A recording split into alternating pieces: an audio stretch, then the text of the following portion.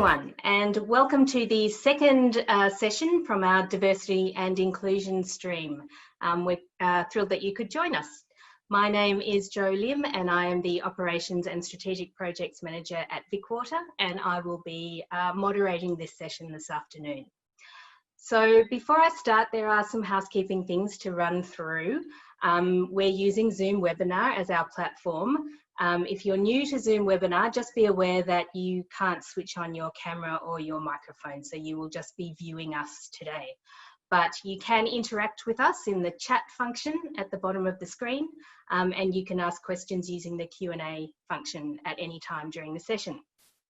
To get the best possible connection, we recommend that you close all unnecessary applications that you might have running on your computer, and maybe check that no one else in your household is also doing things like streaming a movie or something, because that may put a strain on your internet connection. We will be recording the session today, and a link will be provided to watch the replay next week. So our session today is looking at diversity and inclusion in the Victorian water sector. For those who don't know, VicWater facilitates a diversity and inclusion steering committee, which has representation of all the 19 Victorian water corporations. It's a great forum for information sharing and talking about all things diversity and inclusion in our sector. We also have produced a strategy, an industry strategy, the Water Industry Equity, Diversity and Inclusion Strategy, which was finalised last year. And we've committed to providing an annual performance report each year against that strategy. The first annual performance report was published in February this year, and I urge you to check that out on the VicWater website. I think it's fair to say that that report shows that as a sector, we're doing pretty well in some areas of diversity and inclusion, but we need to do more work in others. So to unpack that this afternoon, I'm very pleased to be joined by three experts in the field who we are fortunate to have working in three of our water corporations. So each speaker is going to give a short presentation, and then we'll take a deeper dive into some of the diversity and inclusion issues and themes that are arising in a panel discussion afterwards, and we welcome audience participation as part of that. So feel free to make comments or ask questions as we go through the presentations. I'll keep track of them and we'll pick them up in the panel discussion afterwards. So I'd like to now welcome our first presenter, Jill Sears from Melbourne Water. Jill is a diversity and inclusion professional with expertise in strategy development, program design, management and implementation, change management and general human resource consultancy, gained within a range of sectors, including resources, telecommunications, education, health and emergency services. Jill, I will ask you to now turn on your camera and your microphone and join us, and I will hand over to you and see you at the end of your presentation. Thank you. Wonderful. Thanks, Jo, for that lovely introduction. I'm joining you today from the southeastern suburbs of Melbourne, and I'd like to begin by acknowledging the traditional owners of the land on which I'm working from today. The Wurundjeri people, I'd like to pay my respects to the elders past, present and emerging. It's an absolute pleasure to be speaking to you today and to be part of this panel and the conversation. And to be talking to you about one of the most, I guess one of the things that I'm really passionate about, which is of course diversity and inclusion. Just going to now share my slides with you.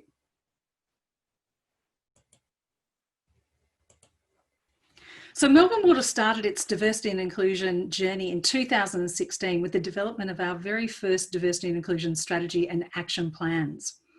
We've made significant progress since that time, largely as a result of implementing the actions set out in the first generation accessibility, gender equity and reconciliation action plans in line with our strategy.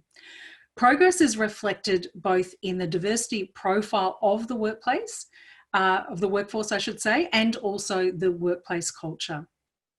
So we're proud of the work that we've done and the progress that we've made. However, from the work that we do in monitoring and assessing the effectiveness of our approach and our progress, we know that we've still got some way to go to achieve our goals and to access the strategic value and benefits of diversity and inclusion. A truly diverse workforce and genuine inclusive workplace culture can only be achieved through sustainable and focused effort, supported by commitment at all levels of the organisation.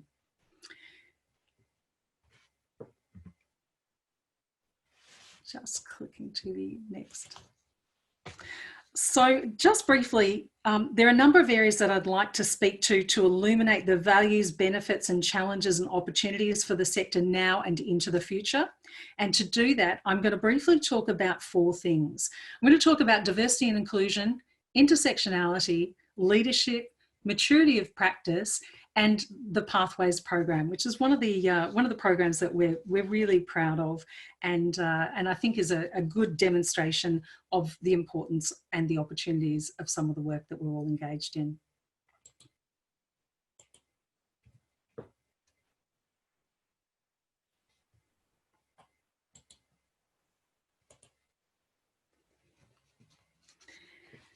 I want to focus for a few moments on these 2 words, diversity and inclusion. They are, of course, words that now just roll off the tongue, words that we're all familiar with, and at times, words that we use interchangeably, but of course, they mean 2 very different things.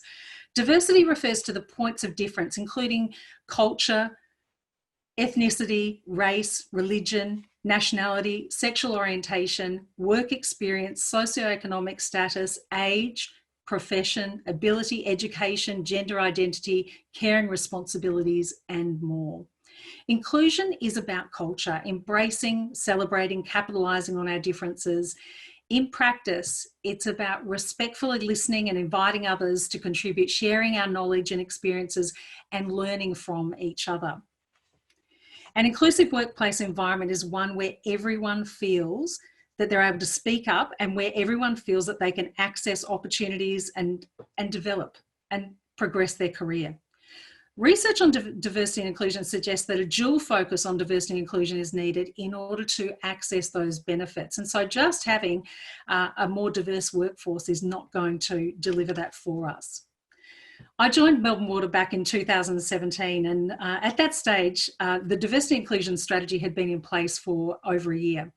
The significant progress that had been made was as a result of implementing the action plans. 3 active employment networks had been established and focused on disability inclusion, flexible work and gender equity. And amongst other things, other activities, there was an inclusive leadership training program that was being rolled out to support all people leaders to develop the knowledge and skills they required to lead diverse teams and to create safe and inclusive workplaces for everyone.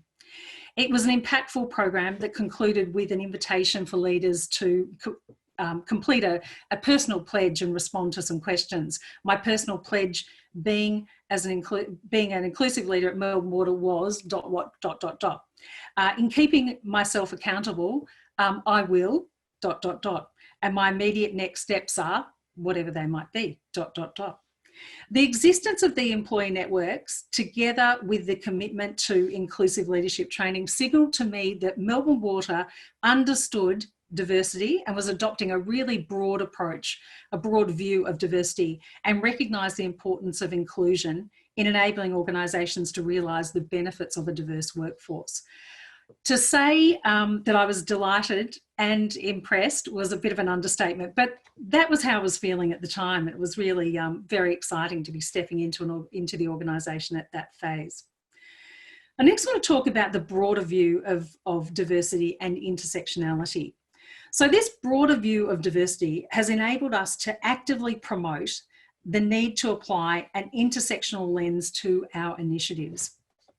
And we have a number of focus areas as shown in this next slide.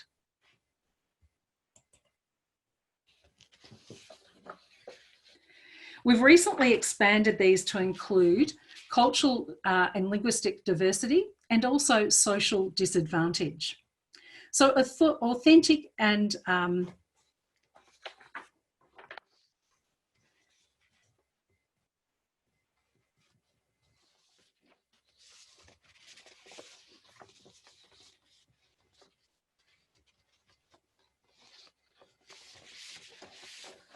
my apologies.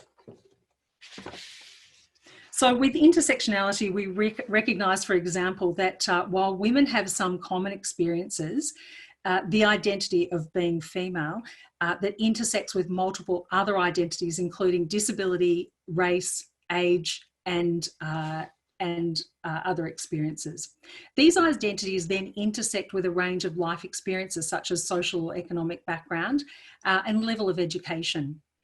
These identities and experiences have a strong impact on the daily experiences and lives, including opportunities to access and progress within a workforce. In the past, we've applied an intersectional lens to the work in gender equity. For example, we ensure the representation of women of colour, part-time workers and women on parental leave with our most recent Unite cohort, which is our women's leadership program. We're now in our 3rd year of running that program, and managers and senior leaders have acted as sponsors, which has realised great benefits for that program and the individuals. In the last cohort, half of the participants were promoted and others stepped into stretch opportunities as a result of their participation in this program. We've promoted opportunities for diverse women through sourcing speakers and opportunities at a number of events, including our annual International Women's Day event in collaboration with the Australian Water Association.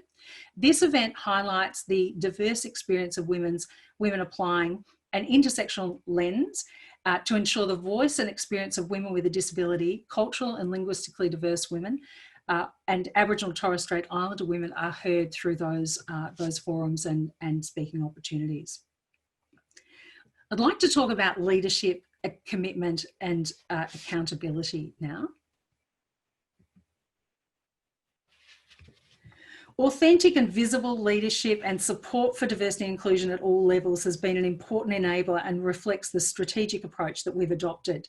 Our governance structure enables leaders to take ownership of the delivery of the strategy and the various action plans, and it also promotes leadership accountability, which is really important. Our Managing Director chairs the Diversity and Inclusion Steering Committee, and each of the working groups that we have in place are chaired and sponsored by members of our senior leadership team, including the Reconciliation, Accessibility and Gender Balance working groups. The senior sponsors are also members of the Inclusion Steering Committee and report against progress in those areas at quarterly meetings.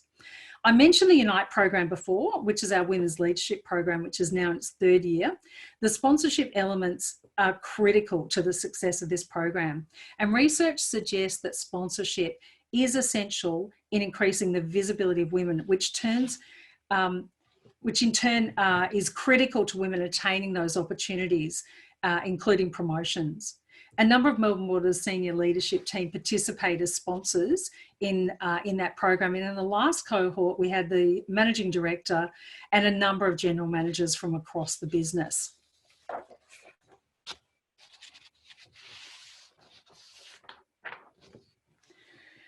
Senior leaders also play an active role in delivering our Keep in Touch program, which contributes to the delivery of our commitment to ensure that both men and women are able to access parental leave, ensuring our employees feel supported at all stages of the parental leave journey. The program includes a biannual Keep in Touch event where senior leaders provide a business update to the network with employees on parental leave joining us and childcare being provided. As a diversity and inclusion practitioner, people expect me to talk about and champion diversity and inclusion, and although I love to do that, it's more important and more impactful when other people stand up. Senior leaders speak at key events such as Melbourne Water's annual International Women's Day event, which is, as I mentioned before, co-hosted, but also for our International Day for People with a Disability. They play an important role in setting the scene and in doing so demonstrating that they have a good understanding of the issues, the barriers and the potential solutions. So it's really quite impactful and quite enabling. I'd like to talk a little bit about maturity. So I guess the maturity of our approach to diversity and inclusion at Melbourne Water has evolved over time, which is what you would expect to see. And the next slide just provides a little bit of information about a survey that we conducted as part of the development process for our new diversity and inclusion strategy. So we conducted this internal employee survey to understand the areas for improvement and also areas of strength and potential barriers to becoming more diverse and more inclusive. We had more than 44% of our employees participate in this survey and provide their feedback. And the respondents were asked to rate our level of diversity and inclusion at one of 5 levels. So we looked at compliance at the very beginning there, diversity seen as just a legal issue focused on minimal risk, awareness, where there's some area of awareness, I should say, of the benefits of diversity and inclusion, but it's largely viewed as kind of a focus on demographics, sort of a Noah's Ark approach. Then the next level is committed and reflective, where inclusion is seen as a key value and differences are accepted and employees understand the benefits for both themselves and also the organisation. And the next level, aspirational, where diversity and inclusion is linked to the business strategy and the barriers are addressed and focused on delivering a level playing field. And then finally, the 5th area, authentic and embedded, which is, I guess, where we're all aiming for ultimately, where diversity and inclusion is taken into account in all decisions and there's a shared sense of belonging and purpose. So over the last 4 years, I've seen a significant maturing in our approach to how diversity and inclusion is viewed and embedded within the work that we do at Melbourne Water. And this increase in maturity is reflected in our vision for our new diversity and inclusion strategy, which is currently sitting with the board for final endorsement. Melbourne Water's diversity and inclusion maturity continues to develop, with employees increasingly applying a diversity and inclusion lens when planning and delivering projects and in providing services to the community.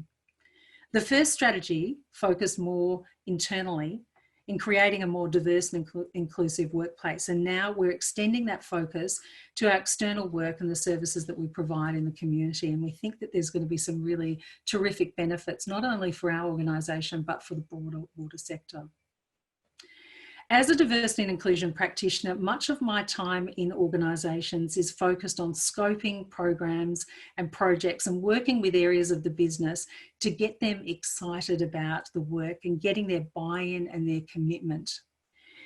It's particularly rewarding when the maturity levels develop, or the maturity level develops to the point where the business is actually generating a higher volume of activity, and where diversity or people and capability is matched by what the business is leading and championing. And where, rather than diversity leads or senior leaders pushing the initiatives out to the business, that the business is seeking the support to deliver the initiatives and the programs that are identified as necessary for the organisation to go where it wants to go in terms of inclusion. And so the Pathways program is what I wanted to share with you today. It's a fantastic example, and really it's an idea that came from employees within the Major Program Delivery Business Group, and we've been able to partner with them to deliver and develop the program. New migrants experience significant barriers to employment, and cultural and linguistic diverse community members, even those born in Australia, can experience discrimination and bias when seeking to participate in employment. The Pathways program provides skilled migrants with vital work experience in their field of expertise. The program provides supported employment and training for culturally diverse skilled migrants who experience, I guess, barriers to employment. The minimum 3-year paid employment with Melbourne Water is a partnership with other organisations, and provides participants with a vital local experience in their field of expertise. Other programs, I guess, do something similar, but just to give you a little idea of the aims of this program. We're seeking to build participant skills and broaden their professional exposure to the water industry network to enable them to really establish ongoing and sustainable employment, and I guess facilitate an uplift in capability of managers and mentors is one of the other, I guess, benefits that we've seen from the program.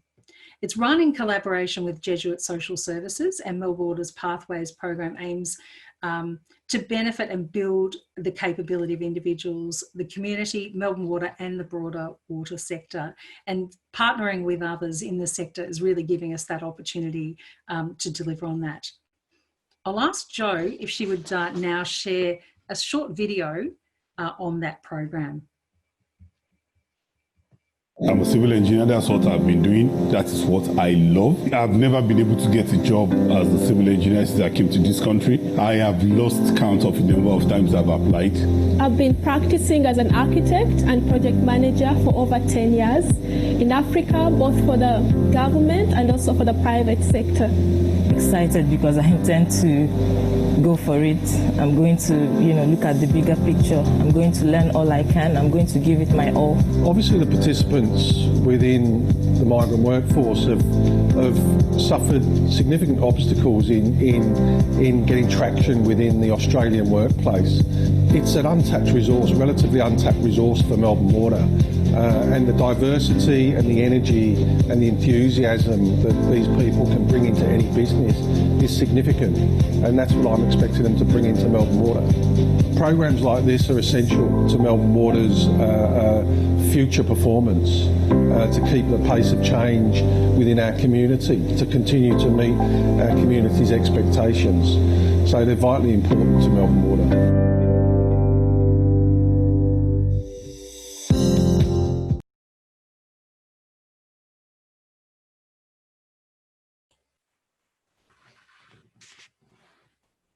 Thanks, Jo. I was just going to share that in October last year, 8 qualified participants from migrant backgrounds joined Melbourne Water to complete the initial 12 months in a range of different roles across our organisation, including major project delivery.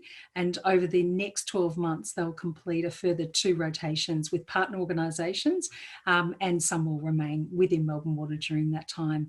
It's hoped that at the end of that 18-month period, they'll be in a really strong position to be able to secure the employment that they're seeking. So that's a little bit about what we're doing at Melbourne Water, and now I think I need to hand over to Jo.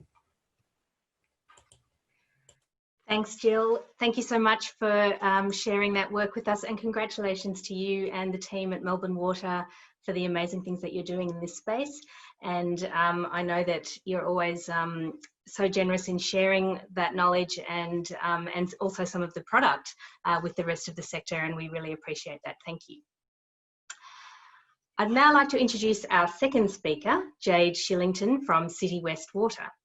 Jade is an experienced consultant with over 10 years experience leading diversity and inclusion and corporate social responsibility programs across corporate, not-for-profit and government.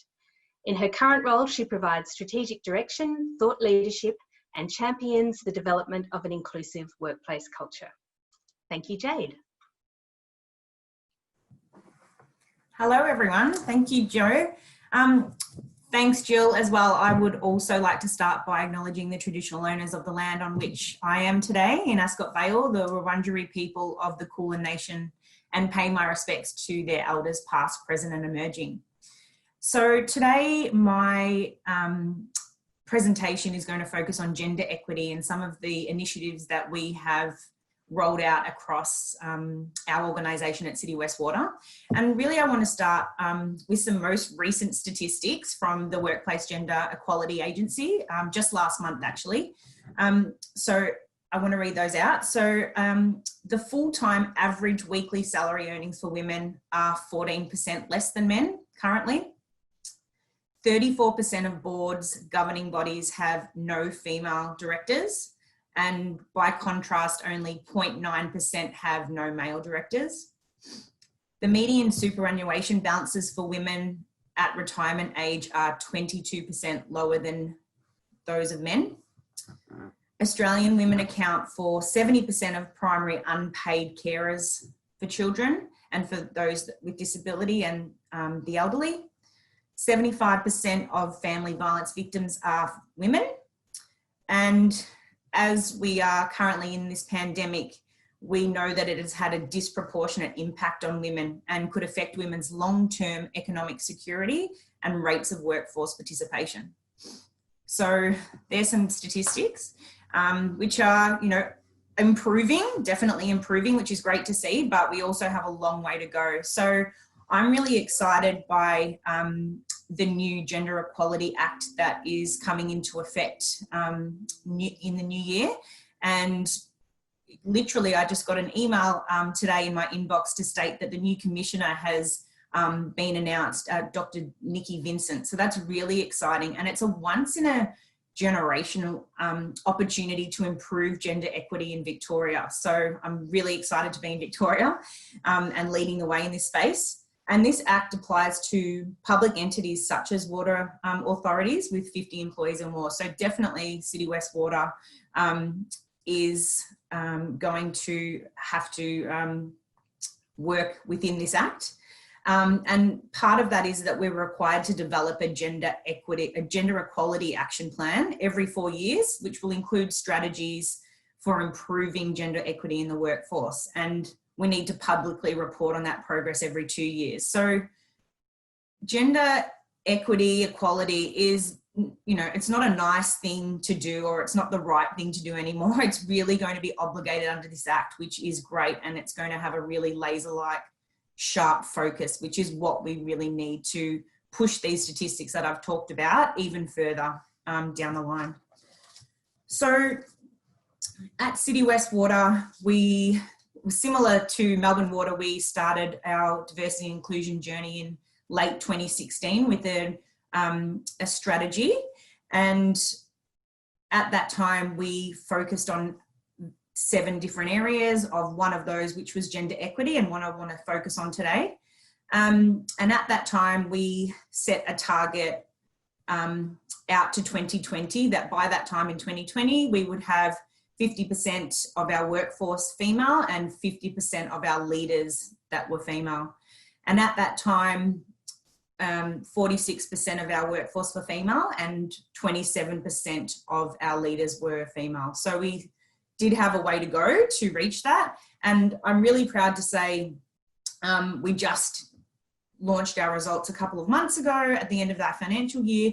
And whilst we didn't achieve our targets of 50-50, we were very close to that. So the results show that 46% of our workforce were female and 45% of our leaders were female, which is really great, and almost a 20% increase in that leadership piece for women across our organisation at City West Water. So that is something that we are really proud of, and it hasn't happened overnight, and definitely not by chance. So I wanted to, I wanted to share with you what we have done at City West Water with our focus on closing that gender gap. And so really there's a focus on 3 different kind of angles here. So opportunities, which is about really creating employment and those career development opportunities. Accountability, holding our leaders to account. And finally, awareness and capability. So similarly to Jill, I don't, you know, success would be for me not to have a job, because I don't have to be the one shouting from the rooftops that this is important and the need for this and the benefits that it can bring. It's really embedded into the organisation. It's really sustainable, and we can improve that capability to address some of the inequities that we currently have.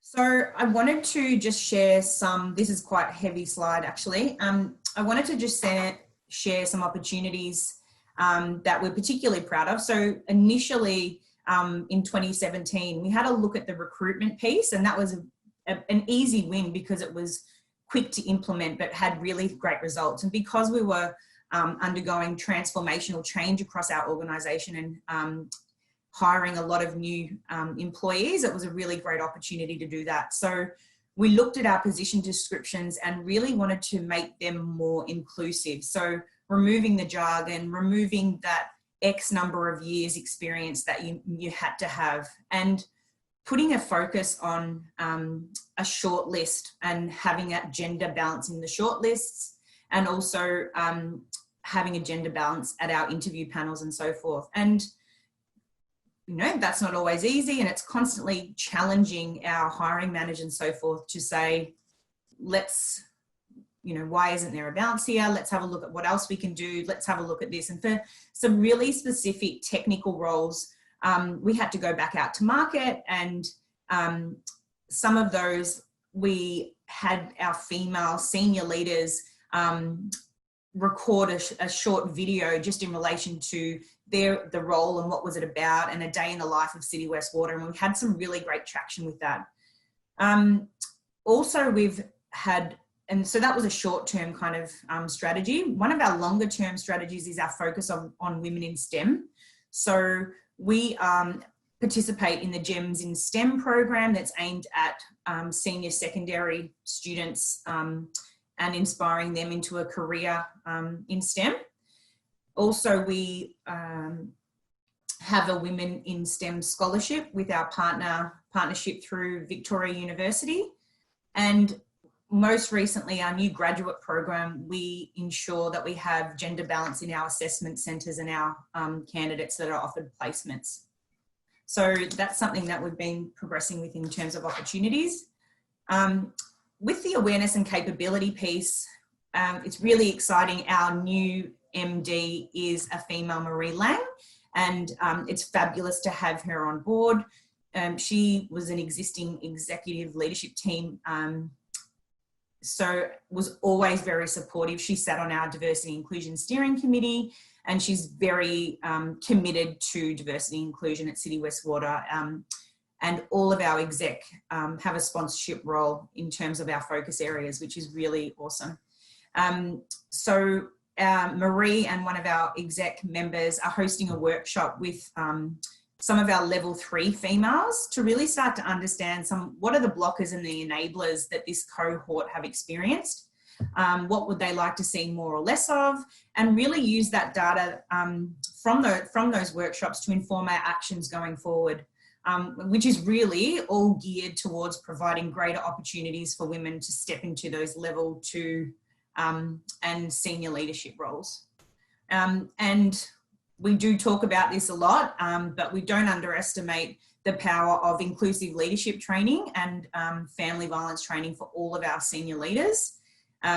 We still have commentary and so forth in our annual business census, which highlights the lack of understanding and some of the benefits of gender equity and so forth. So we are committed to delivering this training right across our organisation, but particularly with a focus on our senior leaders.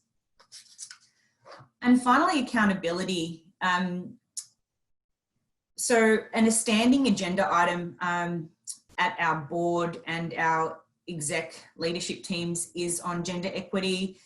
We produce a report quarterly to show how we're tracking, and then we can really pivot accordingly, not leaving things till it's, you know, too far down the line. And tied in with that is KPIs for all of our execs. So this is something that they need to be concerned with and want to make sure that we're progressing and monitoring our progress and also tracking.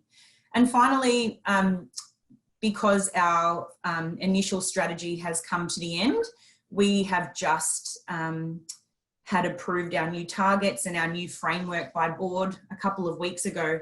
And we use targets at City West Water. We think that they work for us, and we've amended our stance from 50-50 gender balance and gender and women in leaders to have a more matured approach and a bit of a progressive view on gender. And we know that gender is not just male, female. We want to broaden that out to a more inclusive view. So non-binary, transgender, and so forth. And so we've committed to maintaining that level and that balance of any time of between 45 to 55% of our workforce are female, and 45 to 55% of our leaders are female. So we don't want to drop between that, but we definitely want to maintain that balance and that range. We've also included a target for level 3 female employees to ensure that we're managing that pipeline.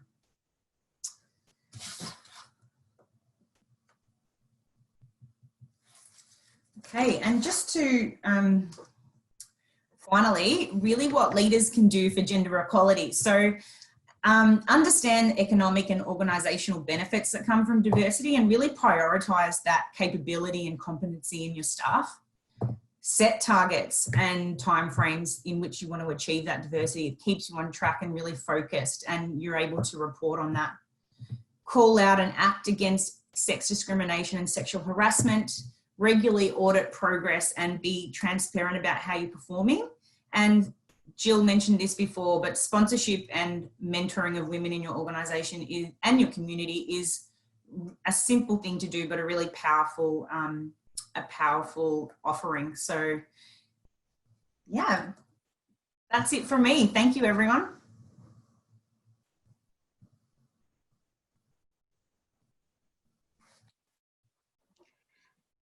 Thank you, Jade. Yeah, I'll just get you to stop sharing your screen. But before I let you go, we have had just a very quick question come in through the chat, just asking, in your leadership stats, what level of management do you include when you're looking at the gender balance? Yes, great. So we include our managing director, our executive leadership team, and our senior officers. So the 2 levels below the MD. Yeah, which is consistent with the way we reported it in the industry report, the I'm annual not sure performance. I understand. Sorry, my watch is going on. Thank you. Okay, thanks, Jade. And now I'd like to introduce our last speaker, Steve Hanlon from Southeast Water. Steve is a human resources leader with a reputation for transforming HR teams and processes for greater business impact. Steve works in partnership with business leaders to deliver strategic objectives, build organisational capability, and manage through change. I'll now hand over to you, Steve. Thank you. Thank you, Jo. And good afternoon, everyone. I'd also like to acknowledge the people of the Boonwurrung people whose lands that I come to you from today. Today, I'm just focusing on the key learnings from our recent new inclusion and diversity strategy. I'll go through it at a high level. I'm not talking through the strategy in detail, but focusing on the journey that we went through and what we learnt along the way. We previously had a strategy that was from the 2017 to 2020. And so recently we have gone through the process of updating that. And I will just share my screen.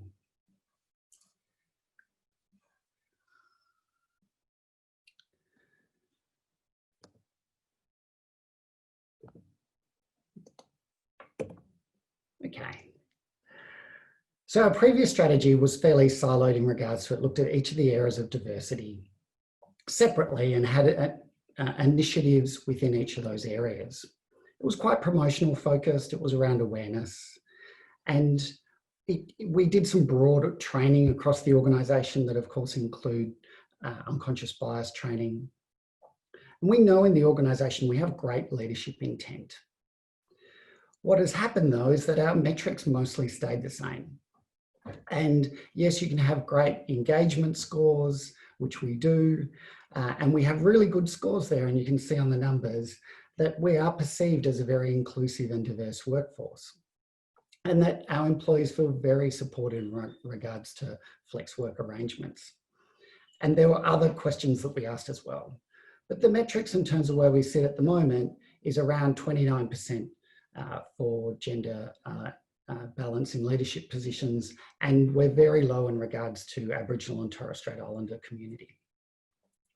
And so we really need to have a look at the organisation and go, what is it that's holding us back from going from intent to really moving the dial on these metrics? And so our approach has been have a look at, really pull out the metrics, let them tell the story. There is so much great research out there. We don't need to redo the work that's already been out there. There's lots of things that we can learn of other organisations. But most importantly, how do you look at the benefits beyond the targets? And so often the language is about the targets for diversity as apart from the benefits of diversity. We also looked at our employee demographics versus our customer demographics. And they showed us clearly that we aren't, compared to our customer demographics, a very diverse workforce. As always, executive engagement has been a key importance for how we develop the strategy. We partnered with Inclusive Australia, who has been working with Monash University Behaviour Works, and they've had some of the most broad-reaching research, a metadata of all of the research that's been undertaken, and we leveraged their information to tell us what we can do differently. And as per most organisations, you have lots of internal data as well at your fingertips. So our key learnings in developing the strategy is that awareness is still number one. And so I know for myself, when I walked into Southeast Water, there were equity, LGBTI cards around on a number of people's desks, including the managing directors. And for myself walking in, it was actually go, yes, this organisation believes in the importance of inclusion. What the business couldn't articulate clearly, or could in pockets, was the stakeholder value that inclusion and diversity brings to the organisation. So when you look at your people leaders in the organisation and ask them, what is the true value of inclusion and diversity? Can they answer that? And what is that answer? Hopefully, it talks about more effective teams, more effective decision-making, and greater psychological safety. There is a whole raft of benefits, but if they can't clearly articulate that, we're essentially aiming for a target, as apart from the true benefits of inclusion and diversity. We also now are going to include inclusion, a bit like what Melbourne Water were doing, but we're going to include as part of all of our leadership programs and make sure that it is a core competency.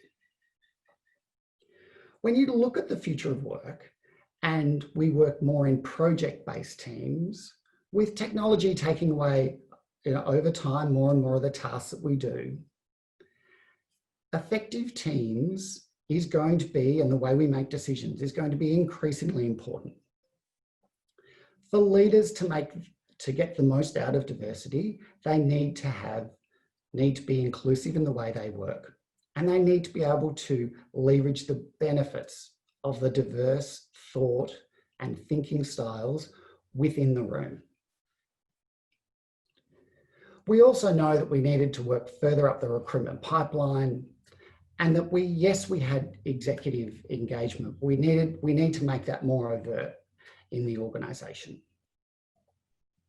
So for our strategy, we've come up with 4 key principles that is the basis. Make sure we reflect our community. If we reflect our community, we're more likely to make decisions that our community want us to make. Inclusion builds trust. We know that customer trust is incredibly important to us as an organisation.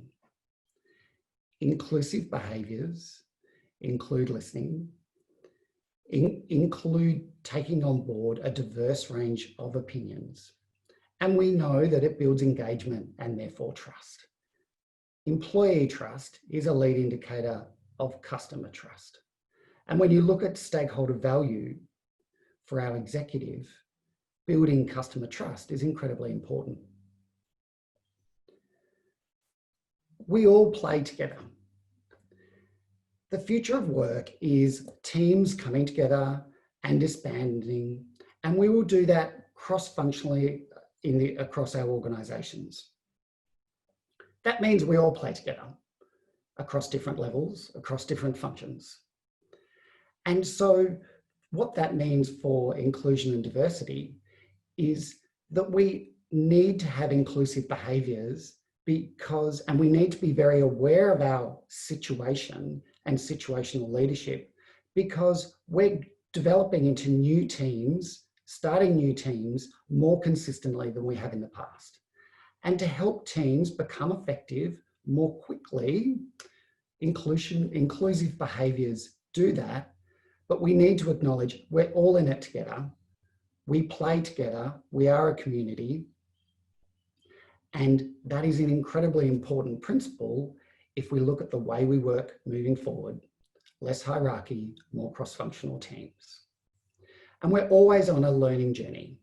We will always continue to care about our customer, and we know that culturally we care about our employees internally.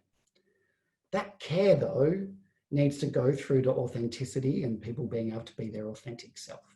And we'll continue to learn about people, new people into the organisation, and even about our existing employees as we understand their strengths and what they can bring to any team that they're within. The strategic outcomes that we're looking for are obviously advocacy and leadership.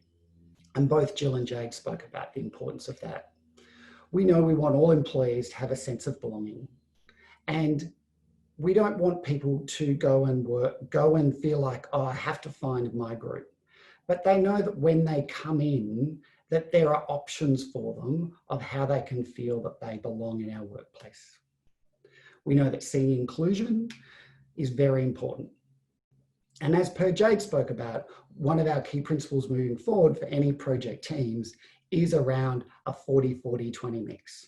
So any project team that you're part of as leaders that doesn't have a gender mix of at least 40 male or female, there's something that's potentially going to impact their decision-making ability because they're lacking balance in a diverse thinking, generally speaking. And also we want to reflect our customers is our final strategic outcome that we wish to achieve. So the two key takeaways from our learnings. Make sure that we understand the inclusion and diversity benefits from our stakeholder value perspective. What do employees want? What do people leaders want? What do the executive want? And what do the board and our shareholders want from inclusion and diversity? And inclusion behaviours build your situational awareness and your emotional intelligence. And that is a really important capability as we move forward in our workplaces, in how we operate in cross-functional teams, problem solving together in different ways into the future. So thank you, and back to you, Jo.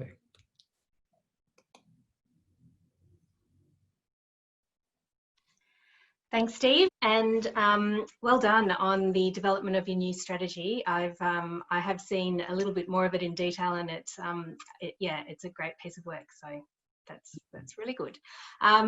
Jade and Jill, could I ask you to join us, please, on screen? If you start your video and your microphone again, and we can start with some panel discussion. And to the audience, please do feel free to put some questions into the question Q&A function or the chat function, either one, or make some comments as we go through, because we're hoping to get your participation as well.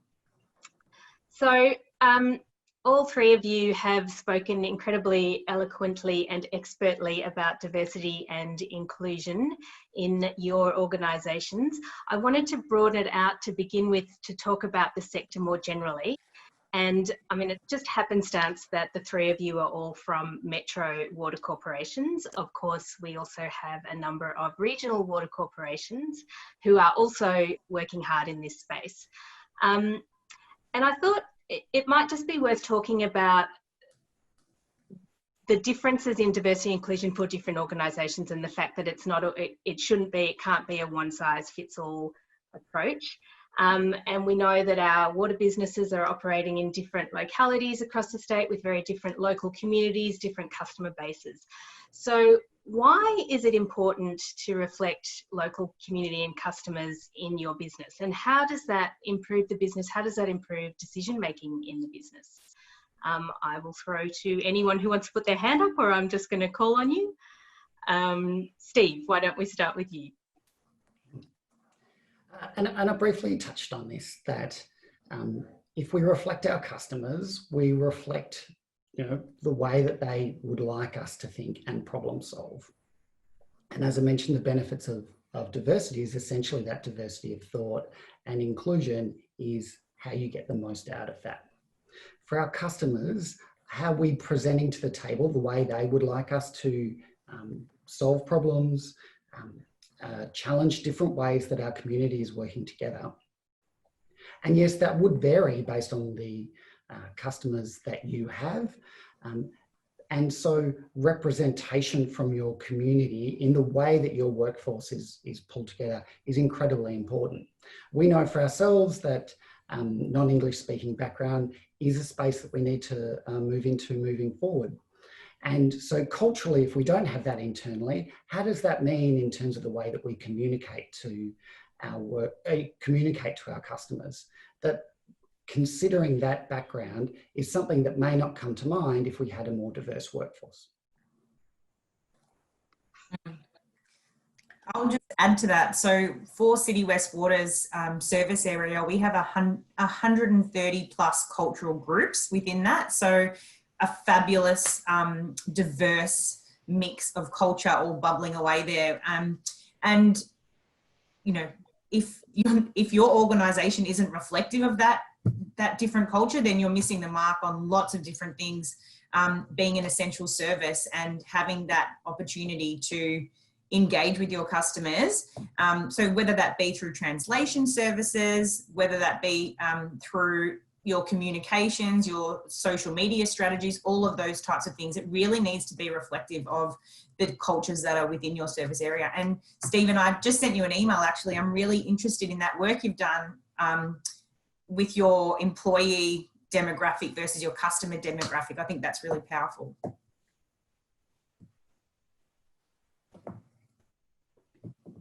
Jill, would you like to comment on this? Look, I think I just really echo both the comments made by Stephen and Jade. I think, when you're thinking about cultural diversity, it's a really interesting area. When you do have greater cultural diversity, we get a number of things actually happening in an organisation. And one of them is this situation around the sort of questions that we ask. So when people look different to us, we tend to ask more questions, and we also tend to provide more information. So there's something that actually happens in those interactions that really give us some better outcomes, because more information is being shared, better questions are being asked, and so that leads to perhaps better problem solving and more information being on the table. So yeah, I think cultural diversity in terms of reflecting the communities that we're operating in is a really important one. There's a very good TED Talk by Juliette Burke, who Yes. leads diversity consulting for Deloitte, how to be smarter and make better choices. I'd highly recommend it, because it really talks about how you get the importance that when we make a decision by ourselves, we're most likely to only get it 70% right. And our bias is to go to people who think like us. And by having culturally diverse people around us, we tend to be more curious in who we go and ask for different opinions for, and that will improve the way we make decisions. Absolutely. Just staying with the sort of the regional, I guess, versus metro, we have a question here that regional water corporations don't often have the same resources as the larger water corporations that are Melbourne based. So Kate is asking, what have been some of the low cost but big impact changes that you've made? Well, I think there's lots of things that you can do without having a lot of budget. And I guess I've had that circumstance where I've worked in lots of different industries where there perhaps hasn't been the same level of support and recognition for the need for resources. I think, some of the things that you can do just in terms of leadership support, it doesn't cost you any more money to have your leaders actually stepping forward and even members of your board, if they're willing and available, to actually present at events, to show that support to, you know, I guess be listening to some of the activities and some of the presentations, and to be adding their voice to the chorus, that can be really impactful. I think the other thing that we can do across the water sector, and we've done this, you know, to some degree, but I think there's a great opportunity for us to do this in a much more impactful and more substantial way. And that is sort of sharing resources. And we've sort of dipped our toe in.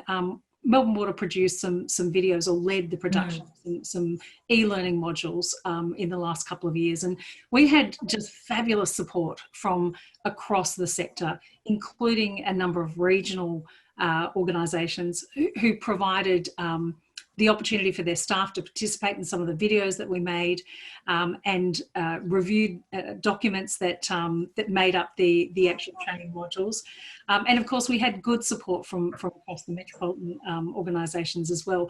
But it was a really terrific way that we could collaborate and produce something that we all needed, but we really didn't need to spend money multiple times over. And so I think there's great opportunity for us to do those sorts of things where we see another organisation working on a particular project. So yeah, I'd love to be doing more of that.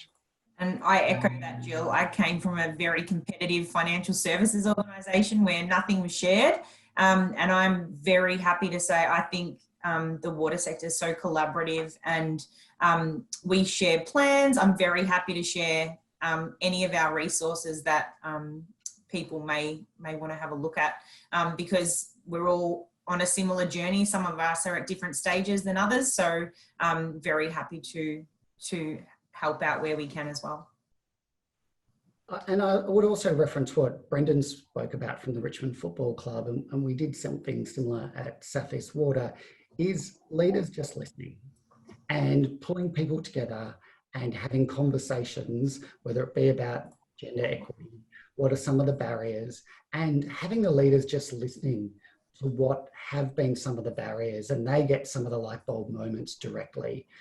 Bridget, our General Manager of People and Safety, did that recently across and interviewed all of our female leaders across the organisation to gain those insights directly from our female leaders. So we've had a question come in about, for those who might be resistant to focusing on diversity and inclusion, how do you emphasise the importance of this work? And I know, you know, Jill, you mentioned in your presentation the importance of getting buy-in and commitment, not just at the leadership level, which we've all spoken about, but also among employees more generally, because it's, you know, leaders can get up there and stand in front and talk the talk, but if people are not walking the walk, nothing's going to happen. You're not going to shift the metrics, as Steve pointed out. So how do you influence people who are not open to the importance of this? Well, you know, look, I think that at times, you know, that certainly is the experience, that there are some people who just will not be convinced. There's really substantial research, as we've all sort of referred to, and you know, you will have, at times, I guess, come across people who you just can't move. But I do think that there's a number of things that you can do to limit the likelihood of that occurring. And certainly we've all talked about the importance of raising awareness and providing those opportunities for people to, you know, to hear more about the opportunities and some of the challenges about diversity and inclusion. And you know, I think that we shouldn't shy away from that. It's important to address that. And we've certainly seen over the last few years across many sectors a bit of a backlash in relation to some of the targets that have been put in place around gender equity. And I think that where that has occurred and where people have really seen significant change have been in organisations where there have been, I guess, the opportunities to really address that sort of head on, and to have a really authentic conversation across the organisation about that. And I've seen, you know, I guess that be sort of quite an effective way to address that particular issue. Others may have some terrific ideas as well.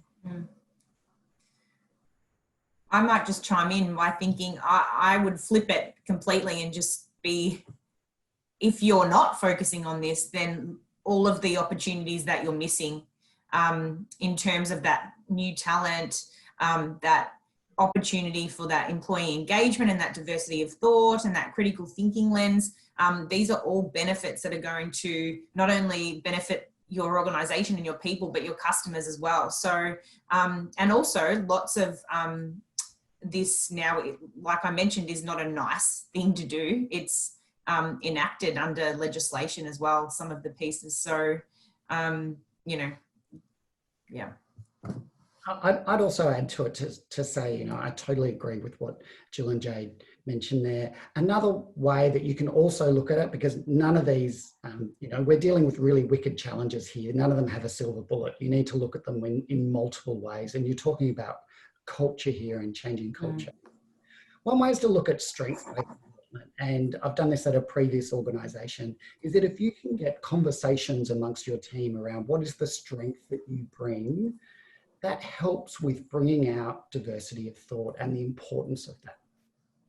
And so if you can actually, you know, have a conversation, not only with an individual, but they feel comfortable sharing it within your within their team. They might be a single mum and they are amazing at juggling things, and they're amazing at planning because they've had to be.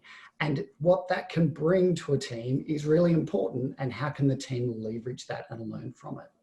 And so that's another way of looking at recognizing strengths, which recognizes the diverse thought that's within the team.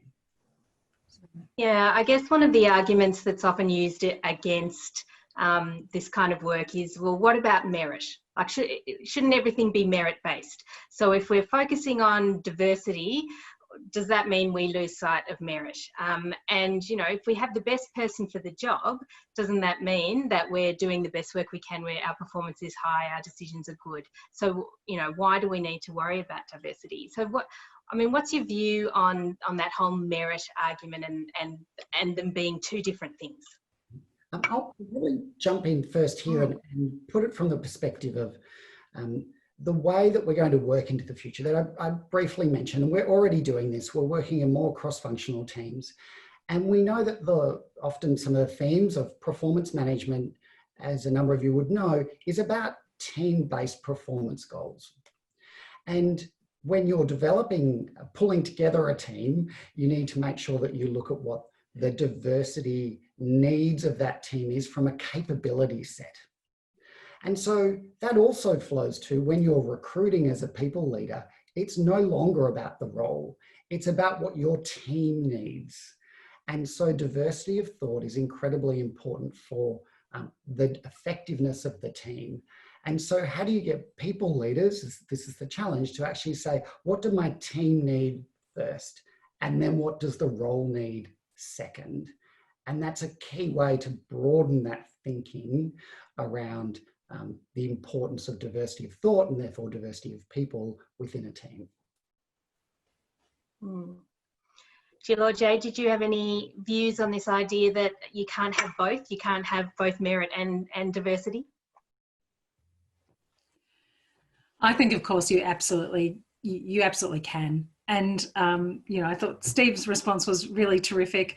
You know, I think it is about, I guess, you know, moving to a position where we're actually elevating diversity to be, you know, similar to other things that individuals bring to a role, whether it's a particular experience that they might have had in another organisation or a particular skill that they have, and being, I guess, open to that.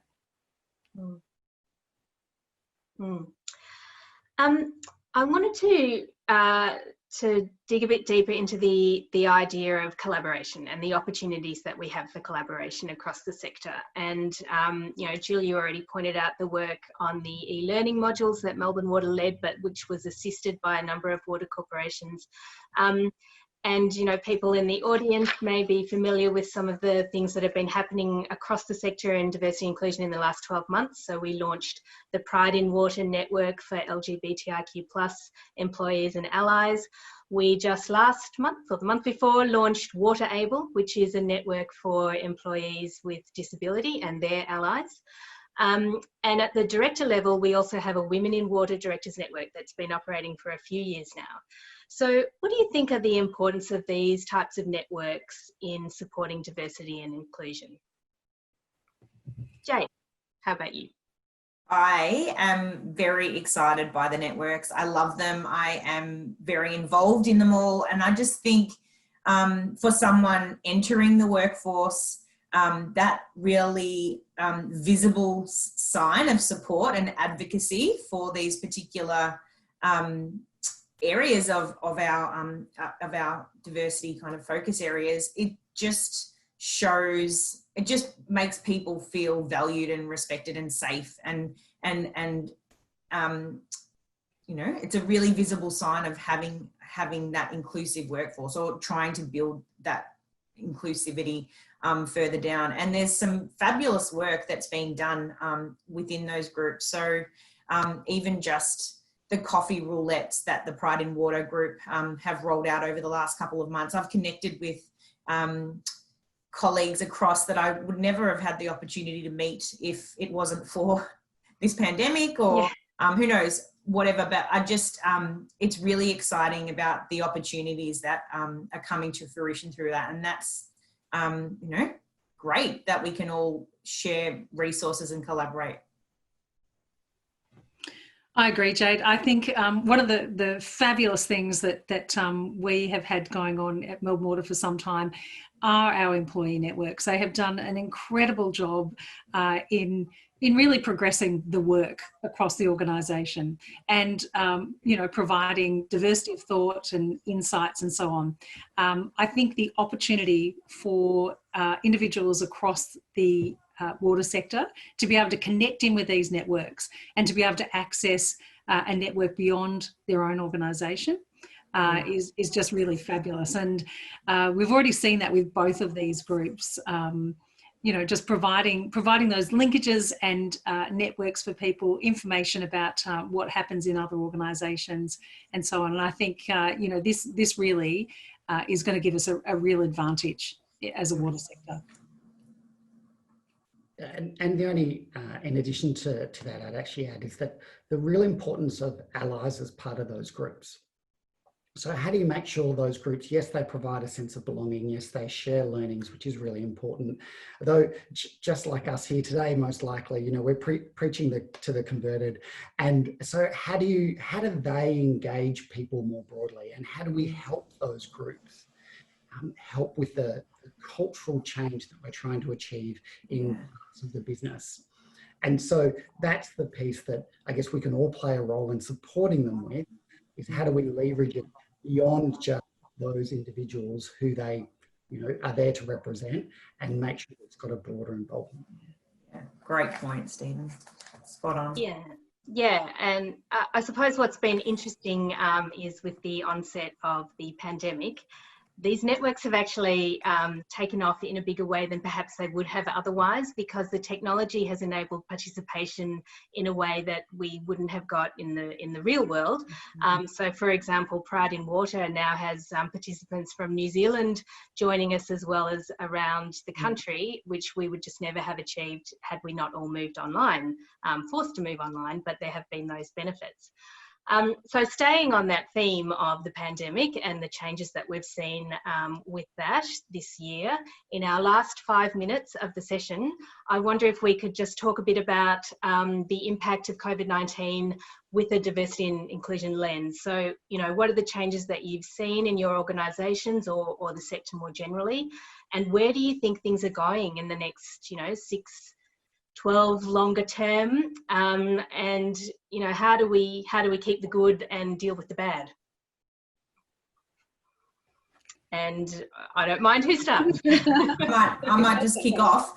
Okay. So flexibility was a focus area for our previous strategy, and we had, you know, probably 40% uptake here or there, but coming from a previous employer that was a fully flexible environment, it was very hard to push flexibility for certain business groups within City West Water. And then pandemic has hit us and we've all had to work offline. And shock horror, the water's still running and people are still doing their jobs and the results are still being perceived. So that has been a really beneficial part of this pandemic, in that it's shown how flexibility can work, and some of the increased benefits of our employees' well-being and having not to commute every day an hour and a half each way and so forth. So that's been a really positive view, and as a result of that, we're now incorporating flexibility into our new ways of working. So if we go back once this is over to how we worked before, we will have failed. We want to completely change how we work in the future, and that's being scoped out at the moment through a number of kind of project teams as well. So it's exciting work. So similar to Jade, we were also doing some really interesting research looking at the future of work and exploring what we want to take with us and what we want to leave behind. What we have seen really has been exciting. The level of participation in flexible, or the use of flexible work across the organisation for a significant period of time has really set us up for success. We're able to move really quickly to working remotely. There's a couple of other things that we've also seen. The use of technology to be able to stay connected and continue to function has actually seen us adopt technology in a range of different ways and a few different behaviours. So just for example, one of our employees with disability shared with me that that they've actually found that meetings are more accessible and much easier. People tend to spend a bit of time beforehand sending an agenda and giving visibility of packs that are going to be shared and so on. And so for a number of people, that's meant that they can sort of do that front loading, if you like, and, you know, really, I guess, get their head around the material beforehand. And if they're using adaptive technology, use that to access the information ahead of the meeting. And being able to use that in a way that's really simple, because they're not sitting in a pod with other people. So there have been some real benefits. The travel, as you mentioned, Jade, has also been really helpful for a number of people with physical disability, and just, I guess, the opportunity to take that part of the day out with the time constraints of needing to be somewhere by a particular time and get your exercise, do your walking perhaps at a time that suits you most. So there's been some real benefits. I think the other thing that I just want to mention really briefly is just these inclusive leadership behaviours that we've seen really come into their own in this time. You know, the ability for a leader to really step into the shoes of another person, to be able to understand what that experience is, in order to be able to problem solve together, to identify potential solutions, and so on, has been really helpful. And I've heard some terrific stories across our organisation and others as well, where this has been a real benefit. And the only piece I'd add to that is to say we've seen, and it builds on what Jill was just saying, actually an increased level of trust and understanding between employees and their people leaders. We now have insights into one another's homes, as we all know, and that has brought a greater level of depth of understanding of one another. What we also know is that from external studies that on average we're all working about 8% longer. And so that has interesting implications. And also, when we look at how do we build these inclusive cultures, when we have people not in the office, managing culture moving forward it'll be different. It'll be harder in some ways, and that's going to be a new frontier in terms of how we continue to build and evolve our cultures when we have less direct time together. And so that's going to be one of the challenges moving forward. We've also at Southeast Water kicked off a group around the future of the office. What do employees want the office to be? Because actually, my thoughts are an office is no longer going to be an office. It's going to be a collaboration space. And what do employees want from it? And it needs to be a really attractive space and energizing space for when people come together to make the most out of it. And for people to invest that time to go, why do I have to go through that commute, as Jade mentioned, for me to come into the office where we could do it virtually. And so the experience of our offices is going to be incredibly important. Unfortunately, we are out of time. We could have kept talking for ages, particularly around the future of work and the future of diversity and inclusion, what that looks like. I did want to get into some intersectionality and also, Jade, your point about that broader definition of gender, which I think is really fascinating, particularly when we're talking about gender targets. But unfortunately, we've run out of time. So thank you, Jill, Jade and Steve, for participating on the panel today, for your excellent presentations and for the time and effort that you've put into this session. I really appreciate it. I hope that the audience has seen the work that has gone into this beforehand. So thank you very much. Before I let everybody go, I do need to say a few key messages. So please, conference delegates, join us for social hour at 5 p.m. on Zoom. The Beyond Blue raffle will be drawn and tickets are still available up until 5 p.m. So you can go onto the conference website and buy tickets for that raffle. There are some great prizes there. The second half of the MD's video will also be shared, so that will be a treat. And so just encourage you to grab a drink before 5 o'clock and join us on Zoom and do a bit of networking and hopefully win the raffle. Thanks very much, everybody. Bye. Thanks, Jo.